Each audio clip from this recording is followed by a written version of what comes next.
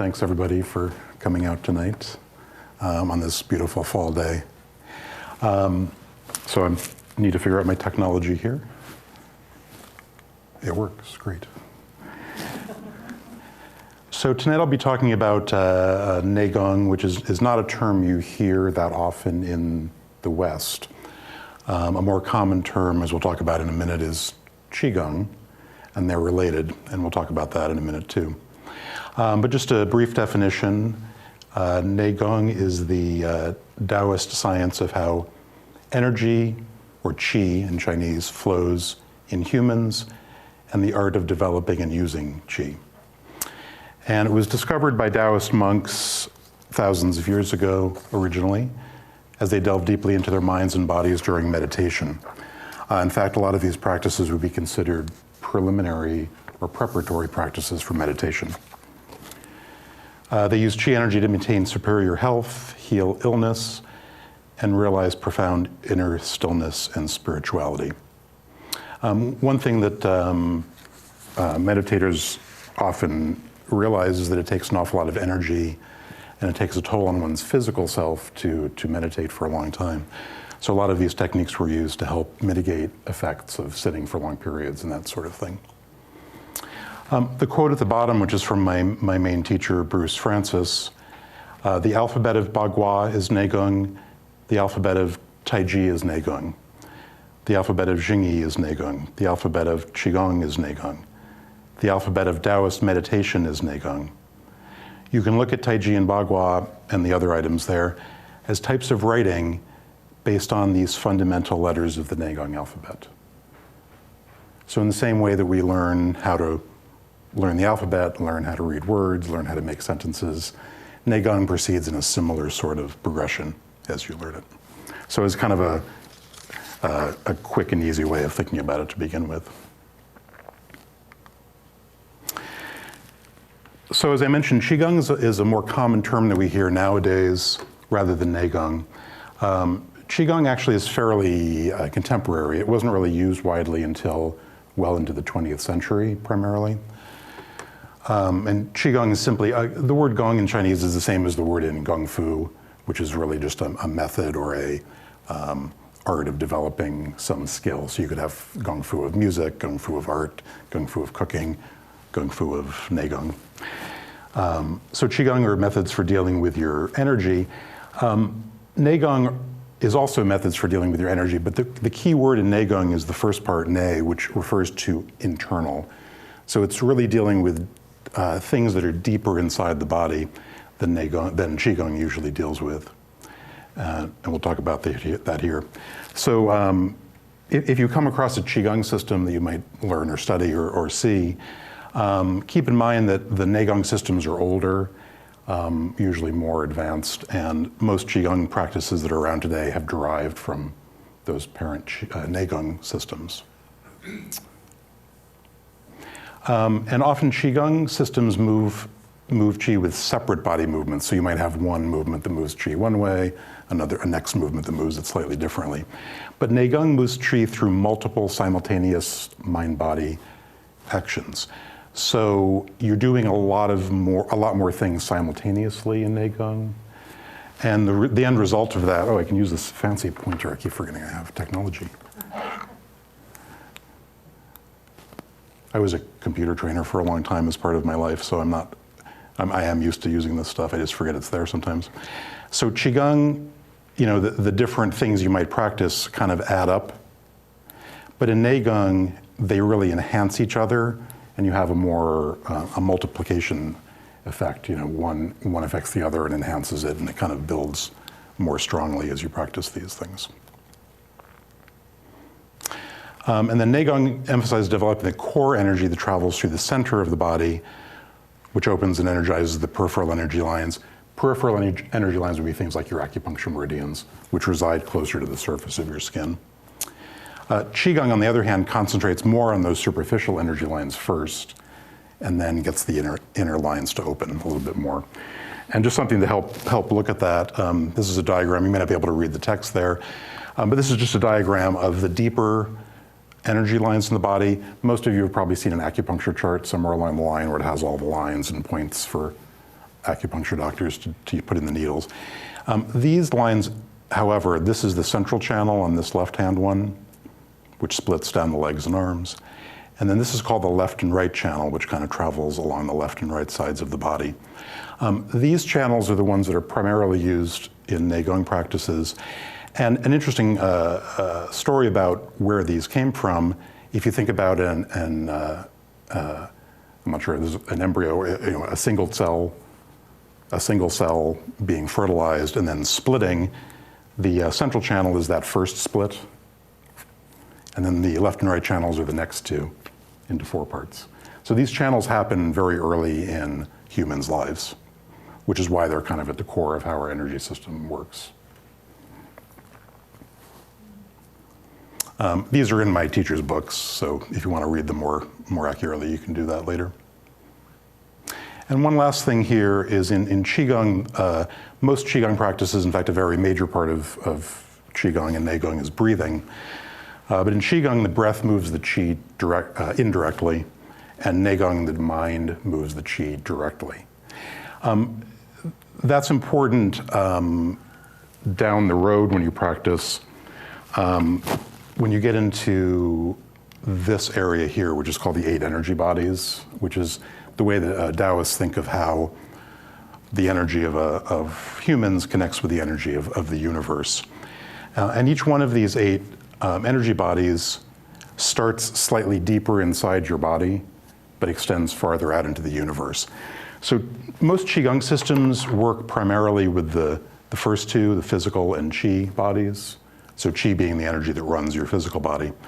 Sometimes it might deal with emotional, which is affected, of course, by our energy level and our physical state can greatly affect our emotions and vice versa. But in Neigong, it actually has the potential of moving into the more subtle energy bodies that extend farther out. These are really the realm more of meditation. But as I mentioned, Neigong is related to meditation. It's what gets you to the point of being able to get farther along in that practice. So that's probably the most esoteric I'll get this evening, but that's a good thing to know. So, and I was looking for a nice diagram of that one, but I couldn't find one. So you'll just have to believe me on that. I do want to talk a little bit about the origin of what I'm talking about tonight. And it primarily comes from Taoism, but specifically the water method of Taoism, which was the Taoist meditation tradition of Lao Tzu, who's usually considered the author of the Tao Te Ching, or at least the earlier parts of the Tao Te Ching. But the tradition actually predates that by at least a couple millennia, or 2,500 years or so. A common misconception is that Lao Tzu wrote the Tao Te Ching and founded Taoism by doing that, but these things had existed for quite a long time before they were written down in that form. And the characteristic of water methods in Taoism is that they are characterized by dissolving methods which are like water. So the way that, for example, ice becomes water and then water becomes water vapor and goes away. And becoming very awake and aware. In other words, really actually feeling what's going on inside you as well as outside. And this is contrasted to the fire method, or what's commonly called Neo-Taoism, that came to China later and was very influenced by Buddhism. And it focuses more on fire-like transformation and visualizations. Now, to be clear, at a certain point in water method, you can use visualizations, and I'm sure in fire method, you can use water-like methods too. It's not that it's completely one or the other. Taoism is very big on mixing yin and yang aspects of things, but the primary focus or the initial focus is a little bit different to begin with.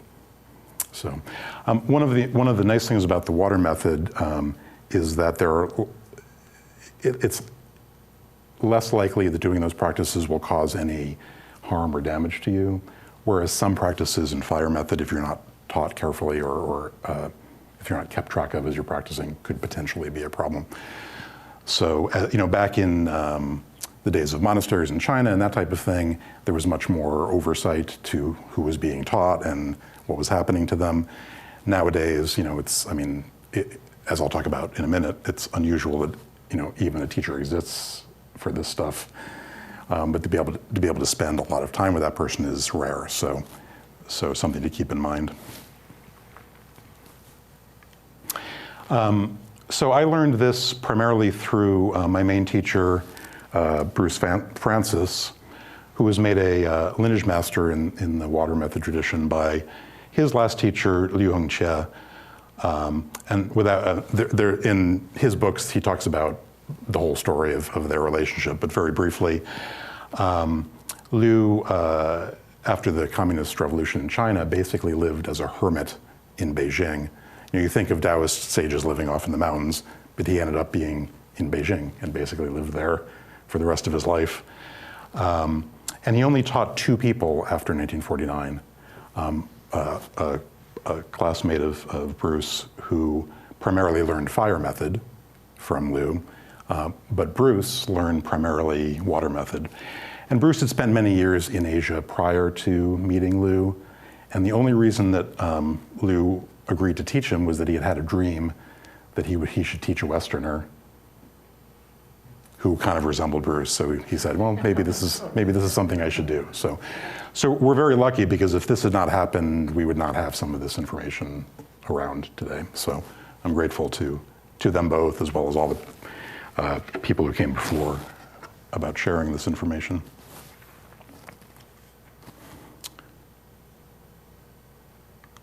Okay, I'm not going to go through the 16 components of the Neigong system right yet. We'll talk about that a little bit later in a different way. I just wanted to throw them up so you could see them. But the point I wanted to make here was that a couple points. One is that if you look at this list, a similar type of list would be saying something like medicine. So these are 16 different specialties of medicine, and then you have gynecology and surgery and blah blah blah blah. You have all those things. So each of these things that are listed here are really an entire field of study in and of themselves. But just like with medicine, you can't just do your thing in an isolated way. If you're doing surgery, you have to have an anesthesiologist as well, and various other things. So they do all work together, but they're very large fields of study.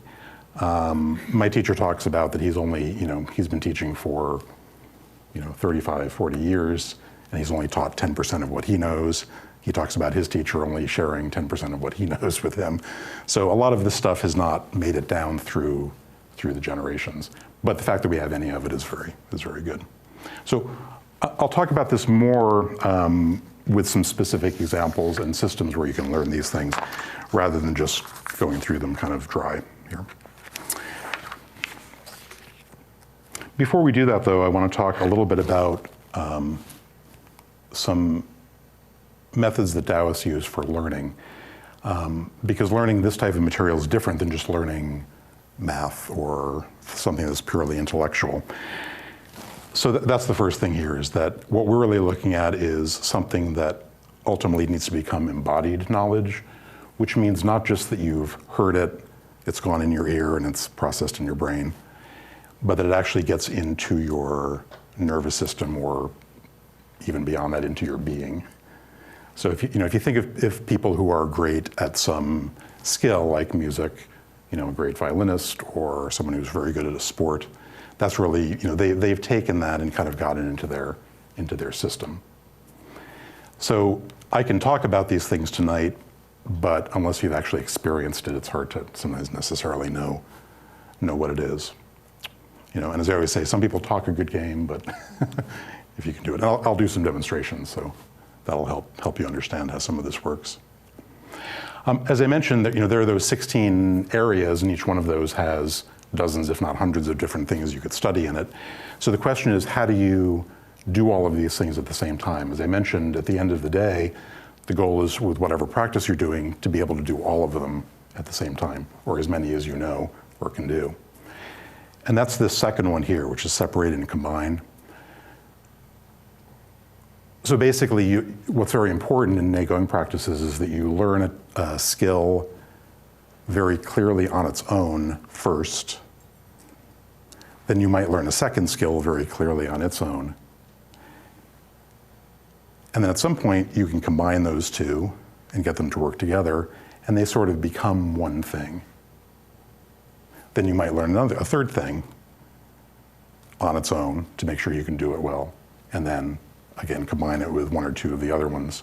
So you're constantly pulling things apart, putting them back together to be able to learn this.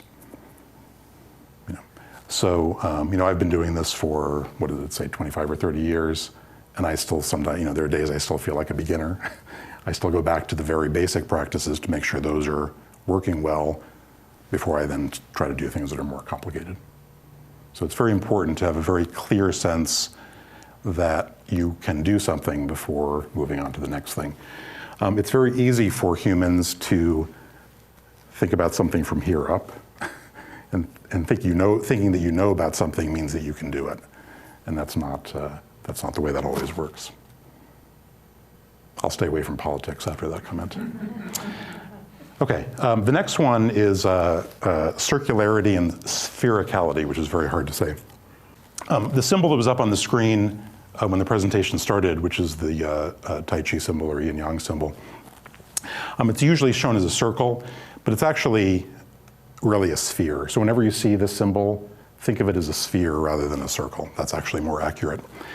The Taoists were big on circles and spheres in a number of ways. Specifically for learning, it has to do with, we think in a very linear sense in the West. So you go to kindergarten, first grade, second grade, et cetera, college, blah, blah, blah. But Neigong, it's more, if you think of it as a circle, it's kind of always going around, and you might hit it at any point. So someone might learn Tai Chi first, someone else might learn a Qigong system, someone else might learn breathing. It just doesn't really matter where you start. And you kind of work through that level of the circle. But then at some point, as things come together, then you might bump up to the next level of the circle with a little bit more advanced material. And again, it doesn't necessarily matter what order you do it in, but you want to make sure that's all very clear before you then move on to the next one.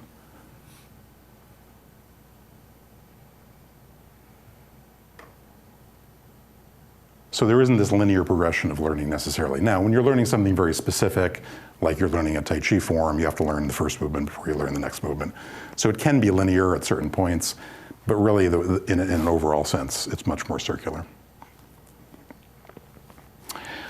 And these 5 modes of practice are more specifically related to Taoist meditation, but they do relate to Neigong. Most practices are done standing or moving. However, there are practices that can be done sitting, lying down, and engaged in human action, or human interaction in various ways. And then one last thing which my teacher emphasizes is this 70% principle, which is that anything you do, and you can apply this to Neigong or really to anything you do, you don't want to do more than 70% of your capacity to do that thing. And that's, again, that sounds a little bit antithetical to the way we think in the West, which is always, give it your all or 110%. But a big reason for that is that as you start working with Neigong, it really affects your nervous system and how information travels in your system. If you get to 70%, you're going to be at a fairly safe place in terms of the capacity of your nerves, for example. However, if you get to 80% or 90%, 95%, you're hitting that point where you start to lose it or start to get stressed out. What's the big thing we have in the West? Stress, right? As my teacher's fond of saying, no one goes to the hospital for a relaxation attack.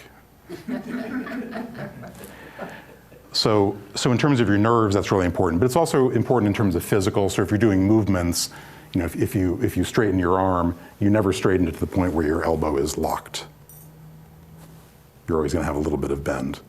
So 70 is a approximation. If you're in really good shape, you might be able to go to 80%. If you're injured or sick, you might only go to 40 or 50%. So you really have to pay attention to your condition as you're practicing these things.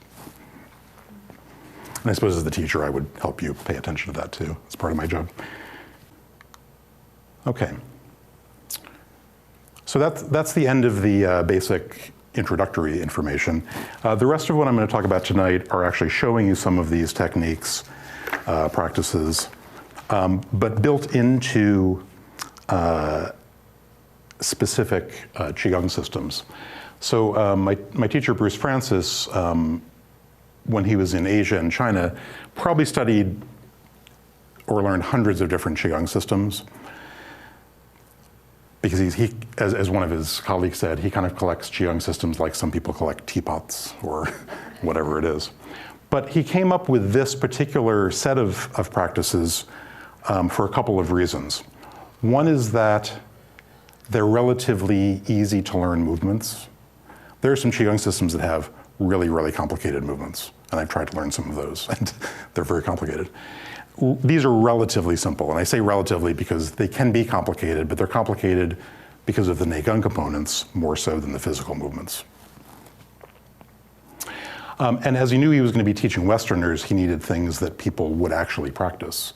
You know, our schedules don't allow us a lot of latitude sometimes for time to practice and things like that. And all of these can be practiced. You could certainly spend lots of time practicing them, but if you have a busy day, you can take 5 or 10 minutes and you'll still get some benefit from them. So let me just talk about them in general here first, and then we'll go individually through them. So on Saturday, I'm actually teaching a workshop here in Taoist longevity breathing, which are the breathing practices that are used in Neigong as well as Taoist meditation. The reason it's a separate thing is that Bruce used to teach it in, I believe it was either Heaven and Earth or Ben, I can't remember which one. It was one of those two. But he realized that it was just too much material to fit in. People weren't getting it. So he pulled all the breathing stuff out and created longevity breathing. So as a way to learn Taoist breathing more easily. And if you remember back at that list of the 16 Neigong components, if I go back a few screens, notice that breathing is number 1. So breathing is very important. Part of it, if you think about it, what's the first thing we do when we're born? And on the same, by the same token, what's the last thing we do when we are unborn, right? Or whatever. So even though it's number 1 and that's important, keep in mind that you don't have to start with that one because of the circular thing. You could start with number 4 or something else. They do tend to get a little bit more complicated as they go down the list, but so it's only in this order for us to be able to list them. Okay, so breathing we'll talk about. Dragon and Tiger Medical Qigong is on this list primarily because a number of Bruce's long-term students at some points begged him, literally, can you please teach something that's easier that we can teach our students than these? So, and again, Dragon and Tiger Medical Qigong is relatively easier than the 5 systems at the bottom. But it's kind of in the border between Qigong and Neigong. So it's a Qigong system, but it has some elements that are leading more towards Neigong. And then the 5 systems on the bottom, again, Bruce picked because they were the ones he found were the easiest to learn the specific Neigong components. They were kind of designed well for that. He also managed to set it up so that each one corresponds to one of the 5 elements in the Chinese 5-element system. I'm not going to go too much into that, but those are the 5 elements, and they correspond to that. So the characteristic of doing these relates to those 5 elements.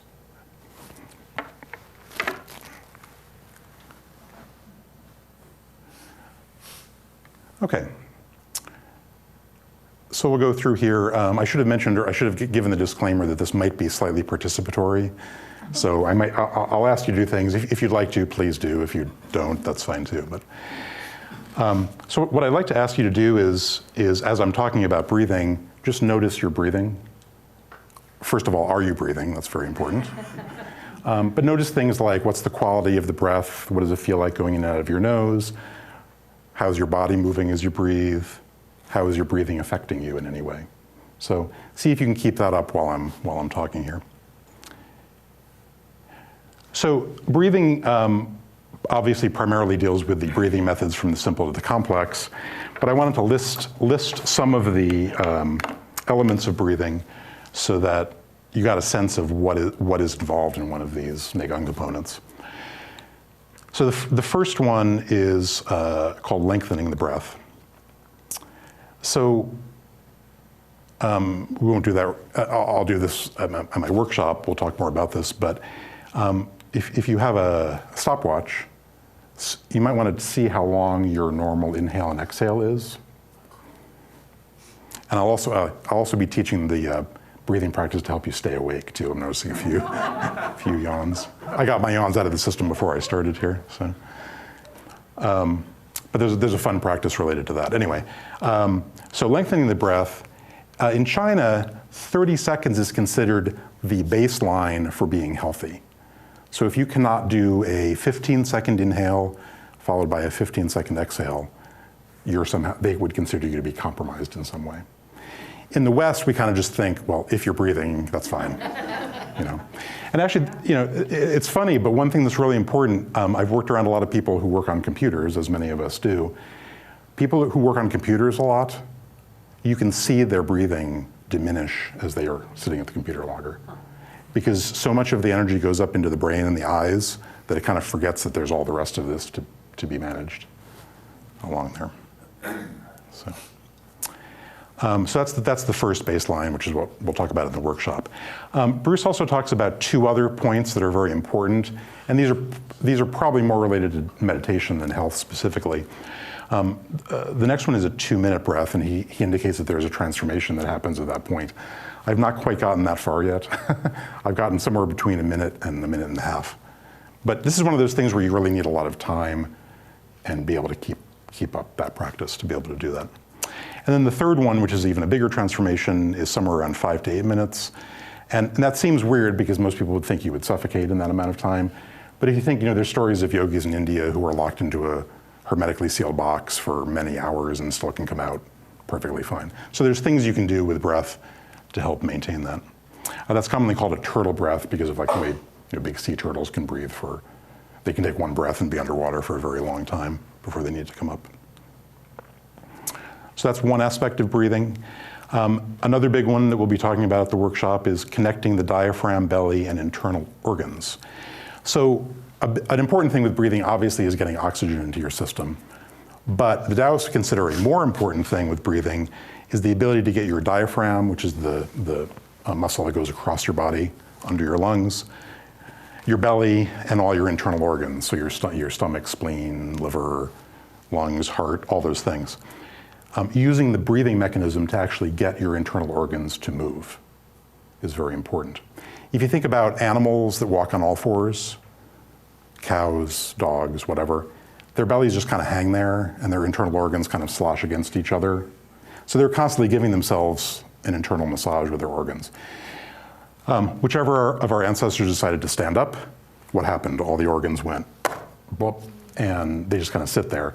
So this is very important for humans and other aliens that stand upright, I guess, to get those things in your system moving. And breathing is one of the best ways of doing that.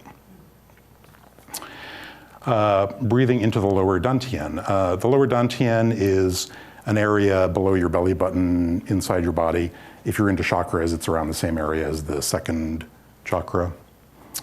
But it's the energy center in Chinese thought that is primarily responsible for the energy that runs your body.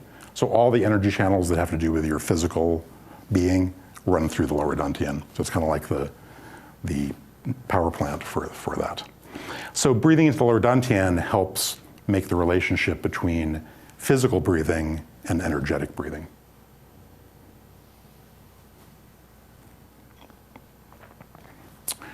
Reverse breathing. Some people naturally do reverse breathing. So normally when people inhale, their belly goes out, and when they exhale, their belly goes in.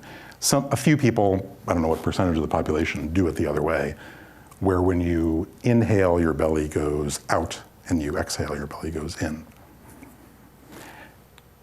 But a more advanced practice is actually learning how to do reverse breathing. And it kind of, once your belly is, and your organs are kind of loosened up, you can get more effect by doing reverse breathing.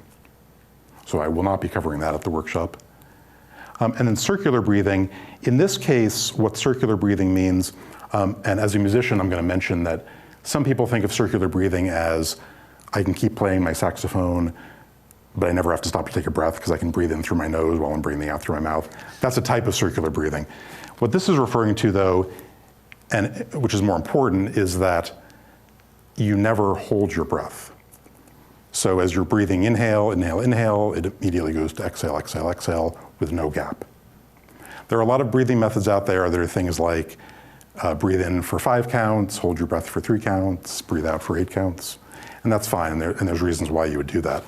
But in Taoist breathing, you never stop. It always is continuous. And that sounds easier than it actually is. Most everybody has a tendency to hold their breath a little bit in between their inhales and exhales.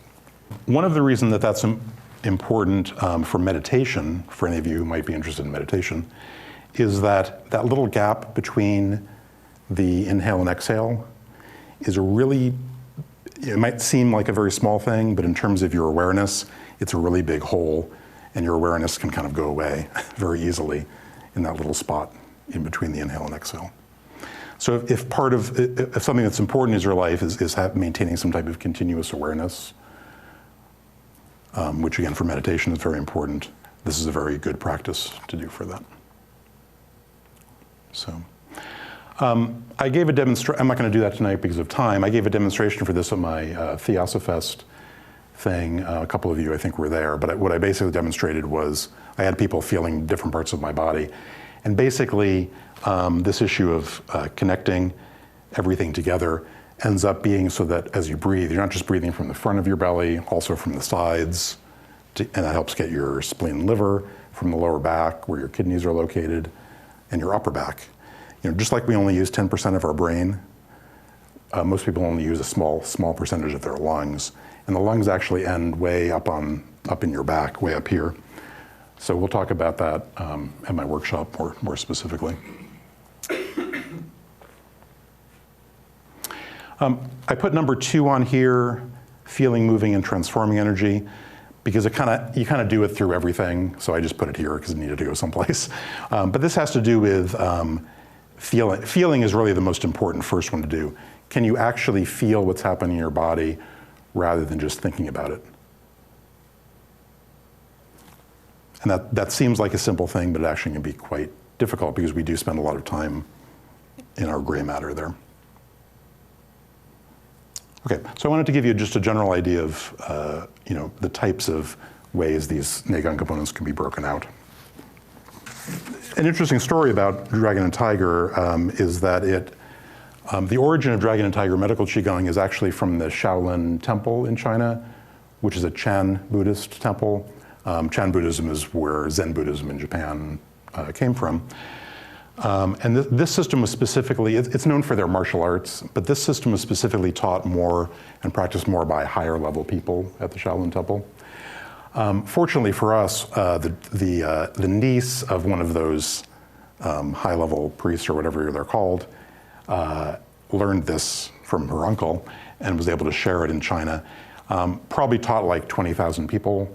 It's actually one of the 2 main systems used in China with cancer patients. So it's a pretty powerful system. But in terms of, as I mentioned, Qigong doesn't usually deal with a lot of Neigong components. As I mentioned, this one's kind of in between.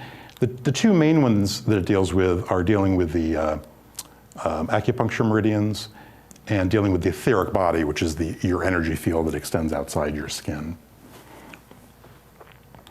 But I put this list at the bottom. It actually deals with some components from all of these other systems as well.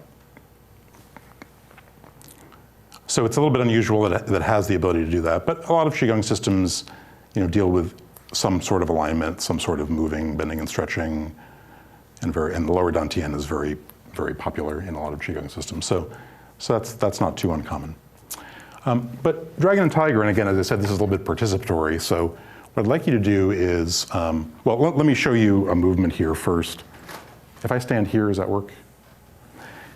So the first movement of Dragon and Tiger, basically, if you look at my hands, what I'm doing here is I'm basically tracing in my etheric body the acupuncture meridians along the front of my body and then down my leg and then on the opposite side as well.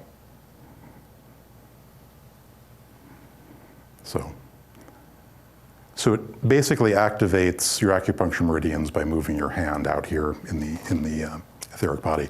What I'd like you to do to get a sense of this, though, if you take your two hands and kind of hold them together, and if you move them a little bit closer together, a little bit farther apart, you might want to circle your hands a little bit. You can move one away and towards the other one. You can do a little bit of pushing and pulling with your palm if that helps. Whatever it does, but most people, if you play around with this a little bit, will get some sense of something between your hands that does not feel like your physical hands. Some people will consider it to be warm. You might feel warmth, which means there's more blood flowing. Some people feel like a magnetic repulsion, kind of like if you take two magnets and hold them together. If you have the ability to teach this to a child, they'll pick it up like this. They'll get this right away. So that's what you're kind of going for.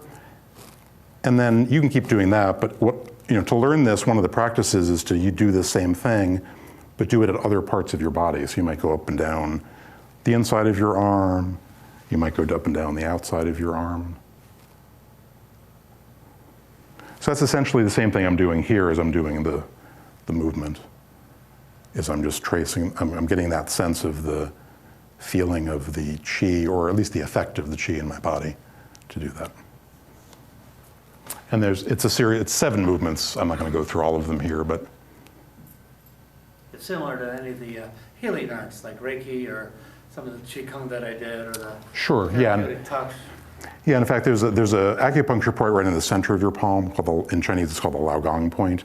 That's the primary point where energy exits your hand. So people who do Reiki or healing touch, that's probably what they're activating. So yeah, it's very similar to that. Okay. So again, it's a relatively easier Qigong system than the other ones I'm going to be talking about. One of the nice things about Dragon and Tiger is that not only can it be done standing, but it can also be done sitting down and lying down. So for people who are going in for surgery or have major conditions, it's really useful for that. I taught it to someone who had broken her back and had to be laying down almost all the time. So very, very useful in that sense. It's better to learn it standing and then be able to do it the other ways. Okay, so moving into the other Neigong systems, through these other systems, opening the energy gates is the kind of foundational Neigong system that my teacher teaches. And his first book, I believe, was actually the book about that, opening the energy gates of your body. So there's a lot of information about that in there, as well as other things out in the world. And it primarily deals with alignments, dissolving, and the spine in a basic way. But again, all of these systems do use other components. It's just which are the ones that you're focusing on the most. So alignments are very important. I've seen a lot of Qigong taught, and Tai Chi for that matter, where alignments aren't really talked about that much. As long as you're kind of standing upright and they're kind of doing the movements, that's good enough for that system.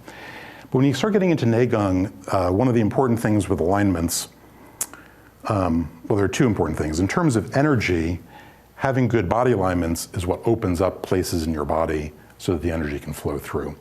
So this term up here, energy gates, is specifically referring to those major kind of energy centers in your body. So for example, we talked about the lower dantian, which is here, but there's also ones along your left and right channels, so like in your shoulders, what is called the shoulder's nest in Chinese, in your hip, inside of every joint, behind your eye, there's a major one. There's lots of them, and a lot of them are in this book. There's more than what's in the book, but there are a lot of them. So these having good body alignments is what helps set up the conditions so that energy can flow most optimally through those energy gates. From a physical point of view, though, the thing that we have to constantly deal with living on the earth, this is not a problem if you don't have a body, but we have to deal with gravity. So we constantly have gravity coming out from that direction, going this direction, compressing our bodies somewhat. So alignments are the thing that help you to kind of avoid the effects of gravity to a certain degree. And that actually, when I first learned about this, I had done Tai Chi for 10 or 12 years before I first worked with Bruce. And once I started working on this, I realized something that my first Tai Chi teacher had said to me. And what she had said is that the reason she started Tai Chi was because she saw older women who were walking around with a cane, kind of like like this, and realize that, oh, that's what happens as you get older. Everything kind of compresses. So this alignment is the basic practice for keeping your body open. And in the Taoist philosophy, the thought is that we have as much space inside our body as there is in the entire universe. So that's a good way of thinking about this. That's more of a meditation thing, but it's good for this too. Can I ask you to help me demonstrate something, Mark, if you don't mind?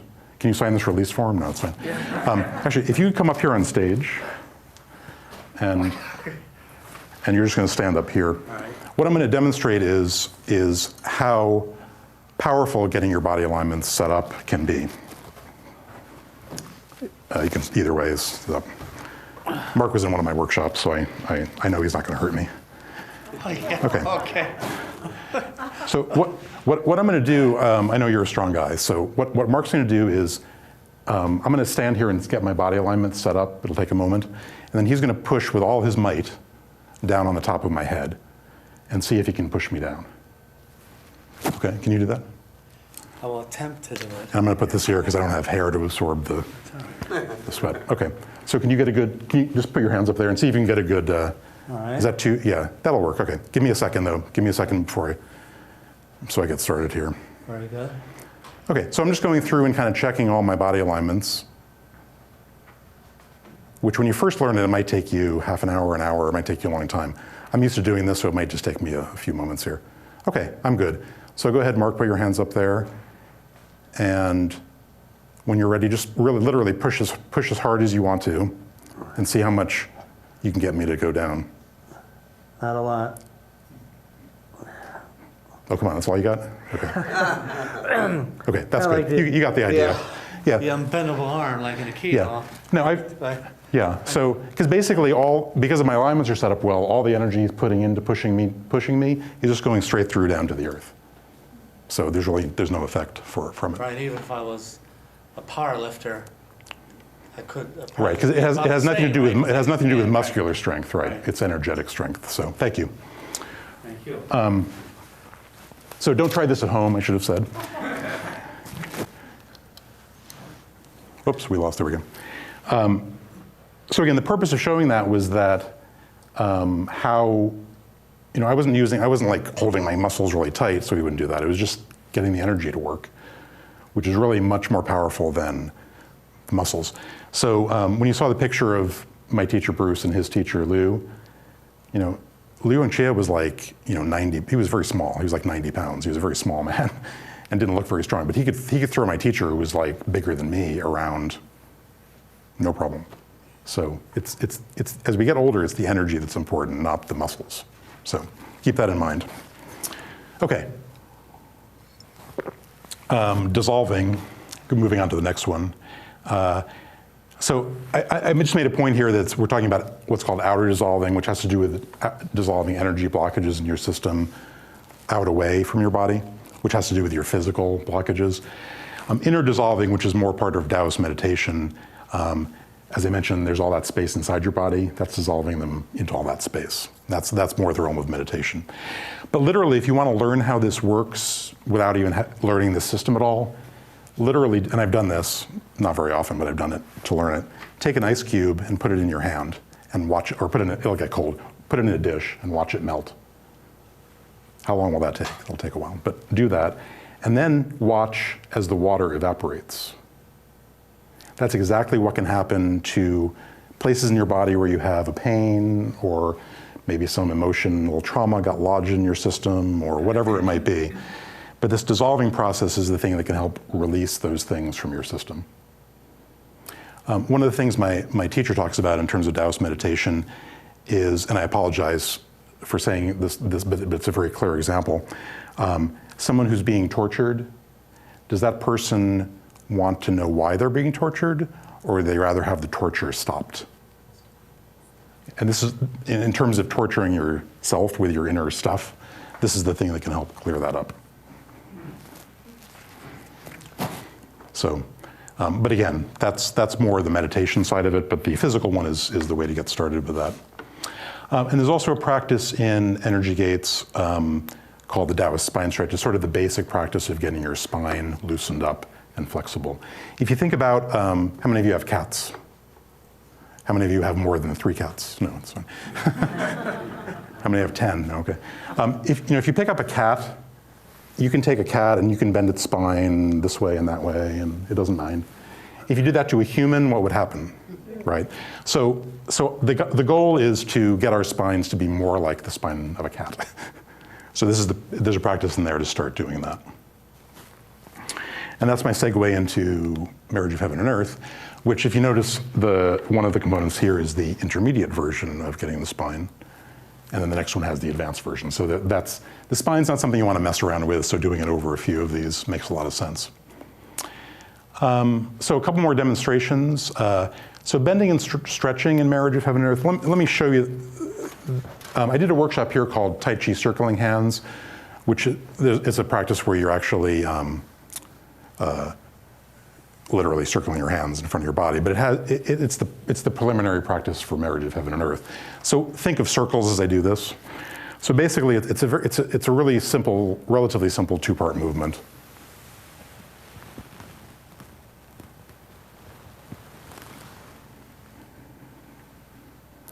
So you can see that I was bending and stretching there, and I'm bending here and stretching. Okay. So the basic bending and stretching, which happens in the other systems too, you're bending your elbow, you're stretching your elbow, you're bending your knees, you're stretching your knee. But that's just the first part of it. Eventually, what you also want to do with this bending and stretching stuff is a couple of things. One is it has to do with your ligaments. That's one of the places where lengthening comes in. So if you're kind of, floppy, your ligaments will be kind of like this. If you're very tense, your ligaments might be like that. So in doing these practices, what you want to find is that place in the middle where they're not floppy and they're not tense, but they're stretched just enough so that whenever you do a bending movement, see how you get this nice kind of elasticity in the rubber band? So I do the same thing in this movement as I'm going up here. I'm not just kind of like letting my arms flop up, but I'm actually lengthening all the tissue out from my spine out to my fingers, and that actually gets everything kind of connected in the system. And then here is I'm actually lengthening in towards my body, and then lengthening back out. And you can see that my spine is bending here too. So this is the intermediate spine movement in there as well. That's very different than if I did it without doing that. It's just not going to look the same. It's going to look, I can do that same movement, but it just doesn't have the same feeling to it at all. Still looks good though, right? That's all right, but. So this is a really important one. Keeping all that tissue loose. It's your ligaments and tendons that holds up your body, not your muscles. So it's good to keep that nice and flexible. Opening and closing is a really big one in this whole Neigong system. What Bruce has said, I've heard him say before, is that every component of Neigong is opening and closing. And if you think of opening and closing, that's yin and yang. It's a very yin yang thing. So I can see why this is a big one. And this is a very literal thing. And I think I demonstrated this at the Theosophist talk. And I'm not sure if it's going to come in the camera here, so I'll just talk about it. But basically, it's getting places in your body that can get bigger and smaller to actually do that. So bending the elbows and knees starts that process. But literally, in between any joint, there's cavities in your body, like there's underneath your ribs, for example. You can get it with your breath, your muscles, all these other parts of the body, and eventually energetic pulsing, as it says over there as well. So those areas literally, as you do these practices, get bigger and smaller. And I have a visual to help with that, because I can demonstrate this in my body, but I don't think it's going to come across on the video very well. But this little thing here is very useful. I forget what it's called. It's kind of a toy. But if you think of this as being what's inside your joints or inside various cavities of your body, it can do this and get bigger, and it can get smaller. Now remember the 70% principle? So I don't open it to 100%, and I don't close it to 100%. I open it up a little bit and pulse within that 70% range. So if I do the heaven and earth movement again, I'll see if, you might be able to see it a little bit. I mean, if I took my clothes off, you'd see it better, but I'm not going to do that tonight. That's not this sort of video. So if I do this again, so here I'm opening everything that I possibly can in my system, and then closing.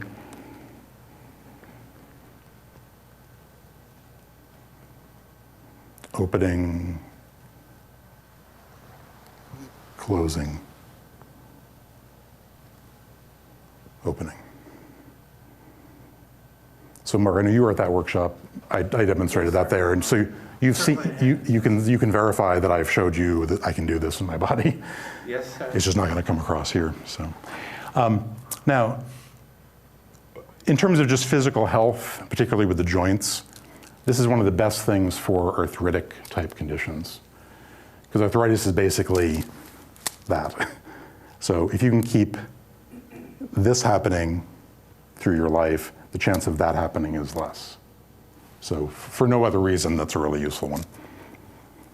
But in terms of energetic work and meditation, this is a really important one, because part of meditation is being able to kind of go farther out of just your physical body. So this ability to kind of open yourself up to go farther and pull things back in that are useful. So just another way of thinking about that as well. One of the things about Tai Chi that my teacher wrote about in his Tai Chi book is that without opening and closing, you're not really doing Tai Chi. I didn't even hear of this after doing Tai Chi for 10 years. No one had ever mentioned this to me, and it's a really core thing in Tai Chi. So just something to keep in mind. The other thing I wanted to mention about things like Tai Chi and other internal martial arts, because in Tai Chi you're doing a different movement, for example, you start with one movement, you go to a different movement, then another one, and another one. It is Neigong. Tai Chi is a form of Neigong, but because you're doing all these different movements, it's a lot harder to integrate these Neigong components into it. If you do it slow enough over time, you probably could do that. So learning these systems individually helps you understand how that works.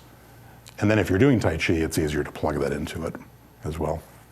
More specifically, Tai Chi is a combination of martial arts movements, but it's powered by Neigong.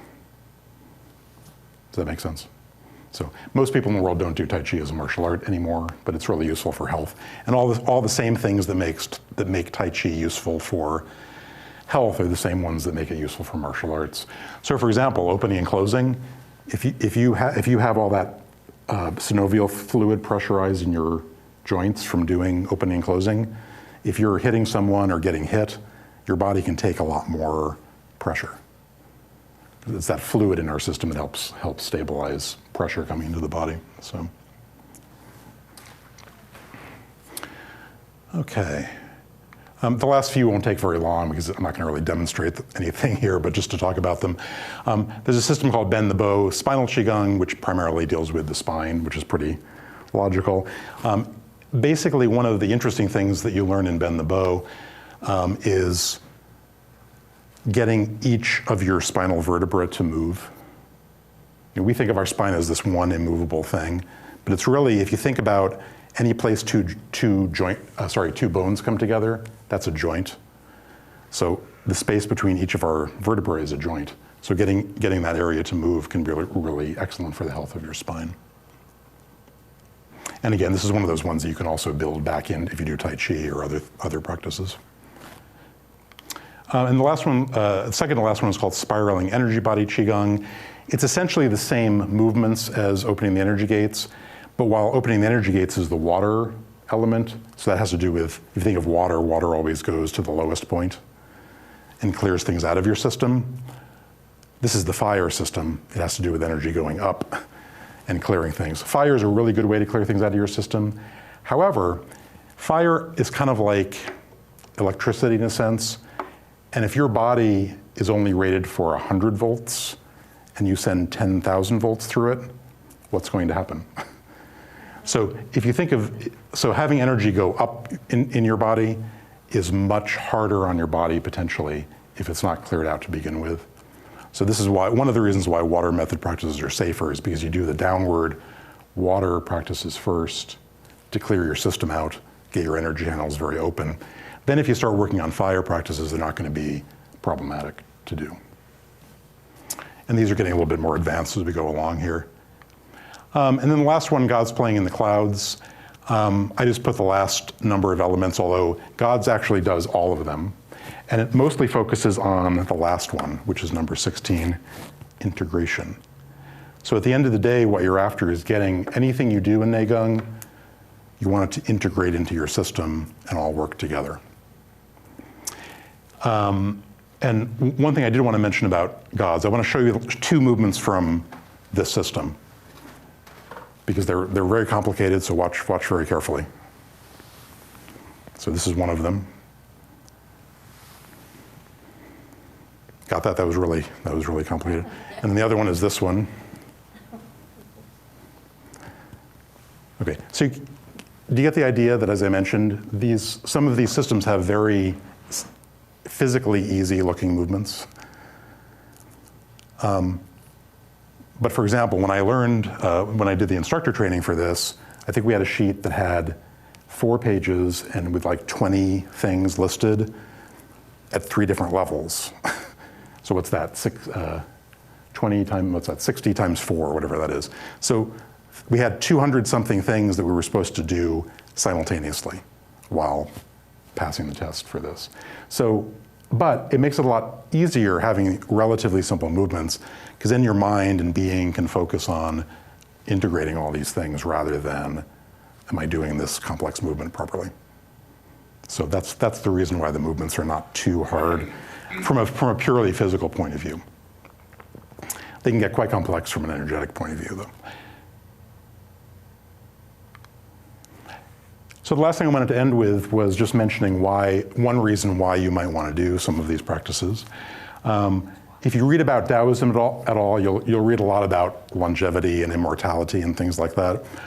One group of Taoists decided the best way to get longevity was to mix toxic chemicals into their tea and try to drink that and see if that would give them longevity, which didn't work out so well for them. But the thing that does work is practicing Neigong. That last system, God's playing in the clouds, was the only Qigong system that Liu Hongqi practiced when he was in his 70s and 80s. And the reason for that is because if you want to live well into old age, you need to have good health, manage your stress, and actually have maximum performance for your, what you need to do in life.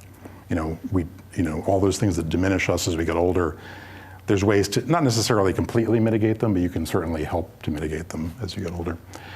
And there is I'm not going to go through the whole list, but there's an optimal time relative to your age group for strengthening and balancing the systems in your body. Just very briefly, for example, when you're very young, children need to run and jump and climb in trees because they have to get their muscles working. When you're a teenager and in your 20s, life is so tough and we get so much stress as a teenager. So things like your nervous system is very important.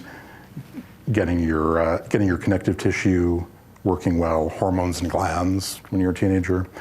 When you're 30s, you want to make sure your breathing and circulation and digestion is good. As you get 40s and 50s, things like internal organs in your brain, because those are the things that start to decay and don't work so well. Now, most importantly though, when you get into your 60s and beyond, you want to start the whole process over again. So you want to make sure and go back and do all of those things and just keep repeating them. Because that's the thing that helps promote. Climbing the trees. Yeah. That sounds good. Yeah, it sounds like. But it's the regeneration that happens from that that's very important. Bruce tells us, I put 2 quotes from, Bruce says, it doesn't matter what you practice, just practice something, basically. And Liu Hongqi often said to Bruce, what you practice, you become, which means things like if you practice being tense, you'll become tense. If you practice being stupid, you'll become stupid. If you practice, whatever it is. So if you want to practice relaxation, you'll become relaxed. And if you can integrate that into your life and and be softer. You know, in the Tao Te Ching, it talks about things that are brittle and tight are the things that are related to death, but things that are flexible and soft are the things that are related to life. So the more we can build or practice softness and flexibility in our life, the healthier you'll be. So, great. I want to end on a positive note there. So, not about how hard it is to practice all this stuff. So. Okay, thank you. Thank you. You mentioned briefly before of what you've witnessed as far as these subtle energies, I mean, almost magnified over the decades to be quite powerful. With, like you said, a guy weighing less than 100 pounds throwing around somebody that's 200-300 pounds effortlessly. A little bit like the founder of Morihei Ueshiba and Aikido could control his opponents. And Bruce actually studied briefly with Ueshiba. How about you yourself? Have you experienced physical contact as a demonstration? And how about a step above, like extending a chi, like basically psychokinesis or telekinesis, controlling physical matter at a distance? Sure. Thank you. Yeah. I will say that I've working with Bruce, I've definitely experienced some things that we would consider in the realm of esoteric, or which, you know, esoteric to one person is unusual to someone else, so somewhere in that realm. Yeah. However, he has never shown, and I've never seen the type of thing like, there's a common, it was Bill Moyers, there was a special in 80s or 90s, I don't remember when it was, and he showed a Tai Chi master who was controlling his students, theoretically, without touching them. What Bruce has found with that is that often that only works when there's a relationship between the teacher and student doing it. Right. So, and I've never seen that sort of thing, like being able to move objects. I know there's stories about people being able to like lift a table up with just using the flat side of their hand because of the energy. One thing that, from what I gather from learning about this, is that the ability to do some of those things, if your system is not fairly clear energetically to begin with, can be very damaging to your system. I don't know if any, people who tend to have good psychic abilities often, end up not living long because it takes so much energy to do those things. And especially if you have some other blockages or things that don't allow that to flow easily. You were just talking about this, and also the 70% principle. I had a really interesting conversation this summer with a nurse who mentioned that she had read recently that some small percentage of people who were practicing mindfulness meditation, they were finding that with some people they would become psychotic. And I said to her, I had just been reading some theosophical literature, older literature that talked about, that warned about, not practicing this stuff without a teacher who can teach you how to do it right, and that you just need to be careful. So I'm thinking that's kind of part of the 70%. Yeah, certainly. And a lot of, probably most Qigong systems that are out there are not going to be dangerous because people haven't learned the things about them that would make them dangerous. So if you go to learn something, just use your own inner guidance. If someone, for example, a sort of a side example of that is, I noticed that there was that yoga was kind of exploding. Yoga is kind of everywhere, and I kind of wanted to know more about it because it's it's sort of related to these things. But I had the sense that there's a lot of yoga teachers out there who probably haven't been adequately trained, because a lot of yoga people realized I can make more money training yoga teachers than just teaching yoga. So there's like lots of people going through yoga training programs. So I took a yoga class, and just from following the person's instructions, I injured myself. That wasn't my intent, but that's what happened. Because what was funny is that, it wasn't just following the instructions, but also doing what she was demonstrating. Because she would say one thing like, oh, don't go too far, but then whenever it was demonstrated, would always go 110%. And that's what everybody follows. You don't follow what people say, you're gonna follow we're very visual organisms, right? So we're going to follow them that way. And I forgot why I was going to say that. Oh, that's my personal example of not following the 70% principle. In the Opening the Energy Gates book, two things. There's a chapter about potential dangers of Qigong if you're not careful. So I'd recommend that book if you want to know more about that. The other thing is that the example you gave about mindfulness meditation, one of the warnings that Bruce talks about is that, particularly, not so much with some Qigong systems, but with Neigong particularly, is that if you coordinate your breathing with either movement, physical movement, or some other type of movement, and people think of meditation as being still, but there has to be some movement as you're meditating. If you coordinate those two things, it can sometimes make blockages or problems in your system kind of go deeper into the system. So that might be an example of that happening, without knowing the person. It's hard to know, but that's a guess on my part. How do you use dissolving? How do I personally use it, or how is it used? Outer dissolving, which deals more with physical and the energy related to your physical body, really, basically there are 4 conditions that Bruce talks about, which I need to think about quickly. So as you're practicing dissolving, you always start from the top and work your way down at first, because that's the water direction to go. So you basically go level by level and notice any sense of strength, tension, contraction, or just anything that doesn't feel quite right. So the first part of it is just becoming aware of your internal condition. So noticing, how many of us wake up in the morning and you're kind of like, oh, something's not quite right. I don't feel great, So I usually take a minute before I get out of bed to kind of, and again, I can do some aspect of dissolving relatively quickly.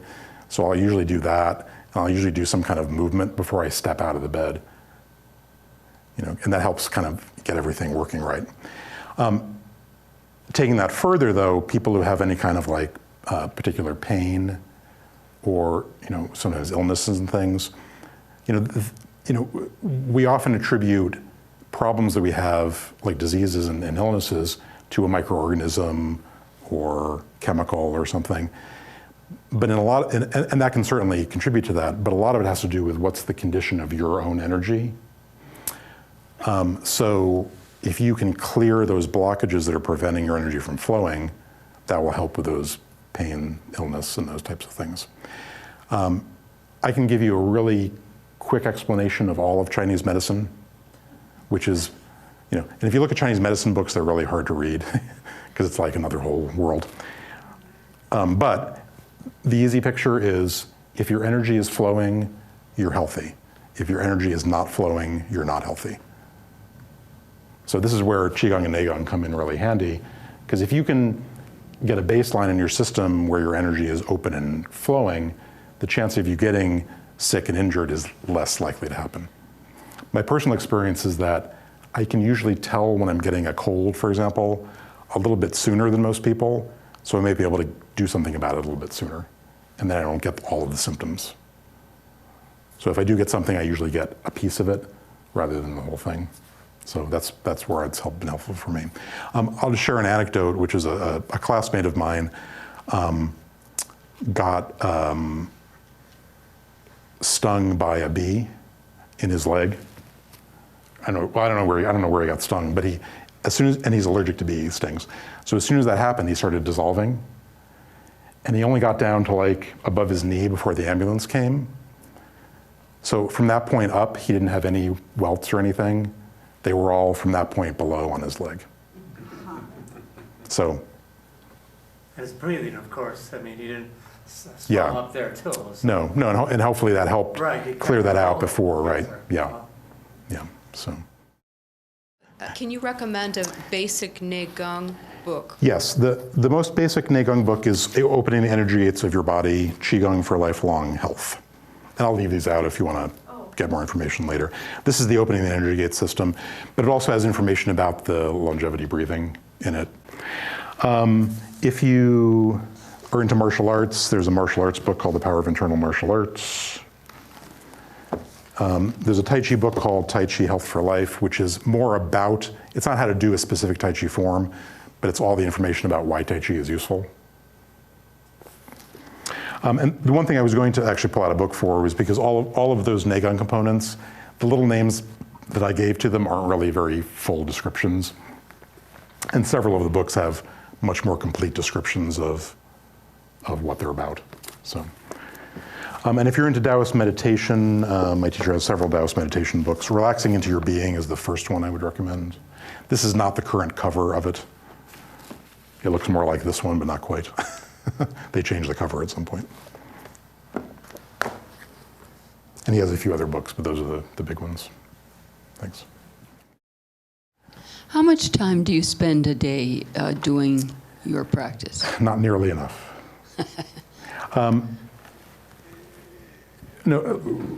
That's a question that comes up a lot, is what's the best time to practice, the best place to practice, and the amount of time to spend.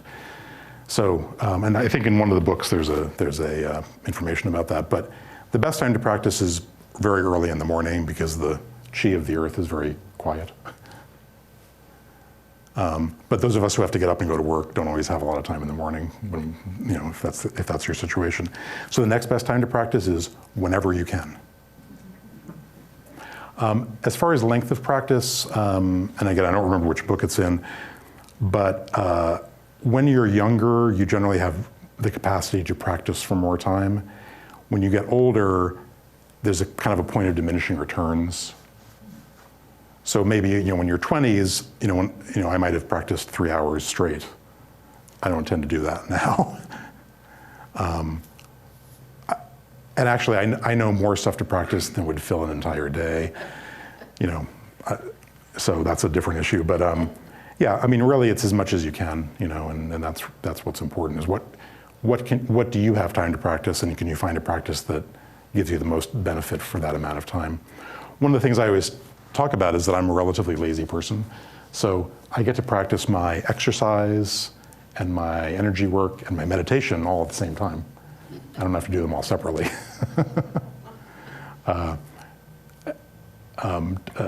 One of the things that Bruce learned from Liu was specifically using the Wu style of Tai Chi, which derives from the Yang style, if anybody cares, but specifically using that for meditation.